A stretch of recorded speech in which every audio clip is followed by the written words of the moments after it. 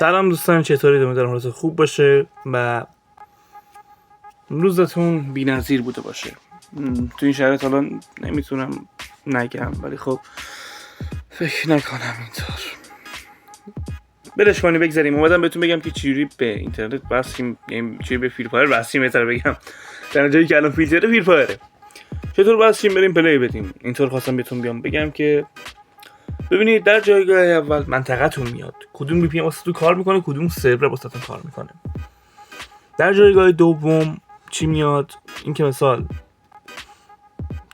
چی بود اسمش اگه درست بخوام بگم، در چند ثانیه شما پینگ میگیرین. اینا دوتا خیلی مهمن که مثال کدوم VPN به کارتون بیاد، چون من قراره 4-5 تا VPN بهتون تو این ویدیو بگم تا ببینیم واسهتون کدوم کار میکنه. خب یه مشکل جداه که اصلا کار نکرد نمیتونیم بگیم مشکل از مثال منه که چون VPN بد گذاشتم، نه. بعد از اونجا چند ثانیه پیش این همینا که استارت کردم دیدین ایسی آورده بود زرد رنگ، همون استارت نیم اونو میزنید که اگه VPNتون مثال پینگتون اون بالا قرمز رنگ میکنه اینو بزنید حل میشه. بعضی وقتا میاد که مثال استارت نمیشه، منظورم فکر کنم بدونید بعضی وقتا میاد که استارت نمیشه اون پایین ایسی زرد رنگ میاد استارت نیم، فکر کنم درست اگه بگم. و نکنید دوستان چرا گفتم پینگ 75 79 اینا، واسه بعضی بچه‌ها بیبیز میده 70، بعضیا میده مثلا 90. واسه من سرور رومانی همین جاست VPN میده چند 100,000 خورده‌ای، واسه من بیبیز میده همون 200 خورده‌ای مثل سرور لهستان جاست.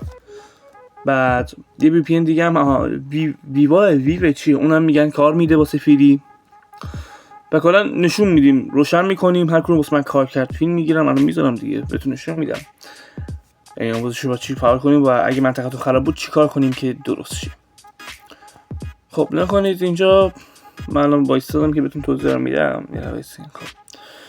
نکنید ما الان یه جاست داریم بهتون معرفی میکنیم که همه معرفی کردن، بیبیز داریم معرفی میکنیم که نمیدونم چند نفر بهتون معرفی کردن یا نکردن، اصلا ویوا رو داریم معرفی می‌کنیم نمیدونم اصلا بهتون معرفی کردن یا نکردن. و یه VPN که خودم واقعا پیدا کردم، یعنی گشتم خیلی گشتم ترکوندم خودمو تا تونستم از داخل گوگل پلی انقدر VPN بچه‌ها عکس میگیرم میذارم، من نمیدونم کنم چند قبل اینکه ویدیو تموم شه میذارم براتون چقدر من دنبال VPN گشتم. یعنی یه جوری دنبال VPN من میگشتم واسه فری بالا آوردن که واقعا اینا که کانفیگ میفروشن باید برم بخندم. به قرآن پول میدادم یه کانفیگ میخریدم، شرمنده پول میدادم یه کانفیگ میخریدم خیلی به صرفه تر بود تا اینکه نزدیک 300-400 تومن نت میزدم خیلی دنبال VPN میگشتم. بعد نکنید الان پینگ من هیچ لگی من ندارم حقیقتا، شاید داخل ویدیو بیفته که لگش باشم نمیدونم، هیچ لگی ندارم و پینگ کاملا ثابته. نکنید تازه این اوایل این ویدیو ضبط شده، از قبل اوایل که جاست کار میکنه. خب نکنید این بیبیس میگه این جاسته که اومد تصویرش و VPNی که الان کار میده با سرور لهستان. و الان بقیه VPN هم تصویرشو میارم تا ببینید کدوم و کدومن. خب میرسیم به وای وی کدومه اون VPN که وای وی چی داره. این VPN هم گفتم به بعضی دوستان داخل بعضی جاها پینگ فکر کنم نزدیک 90 تا 90 خورده میده و بعضی اصلا میگم VPN رو خاموش میکنیم و کار میکنه با اینکه VPN خاموشه. و من تست نکردم ولی من با VPNش که رفتم داخل گیم کار میکرد. و خب حالا میرسیم به VPNی که همون بیز VPN. بذاریم بیز VPN هم الان بهتون بگم باید چیکار کنیم. بیز VPN سرور آلمان فقط کار میکنه و خیلی VPN خوبیه، رفیقم میزنه میاد داخل گیم پینگ واقعا خوبی میگیره. باجی من چرا انقدر لگ دارم؟ آها بهتر شد. خب همونطوری روشن میکنم بیز VPN خیلی خوبیه. الان من میارم که مثال چرا یکی یاد نه خب شرمند سه بازی حواسم پرت میشه. این واسه توضیح دادم بهتون گفتن. ببینید در کل بیز VPN خوبیه. بچه‌ها تو ترک بودن، بعضیا داخل بندر بودن، بعضی هم داخل همین مازندران که خودم هستم. بیز رو تست کردم، بیز واقعا کار میده و کاملا خوبه. و حالا بی پی اینی که خودم پیدا کردم و واقعا دارم میگم خوبه، یعنی هیچ جای توضیح ندارم. یعنی پینگ قبل اوایل که نتا در اومده بود اون بی پی این فریو باز میکرد و کاملا خوب کار میکرد، هنوزم خوب کار میکنه و 4 تا بی پی این جای کسی برای نمیخورد دانلود کنید بازی کنید باش روش مثلا فعالش کنید. فقط اینه که مثلا چند تا بی پی این اضافه دارین، زاپاس دارین که مثلا این خراب شد اون یکی رو نصب کنید، یعنی یکی کار نداره اون یکی رو کار بدید، این مثلا کار کنه.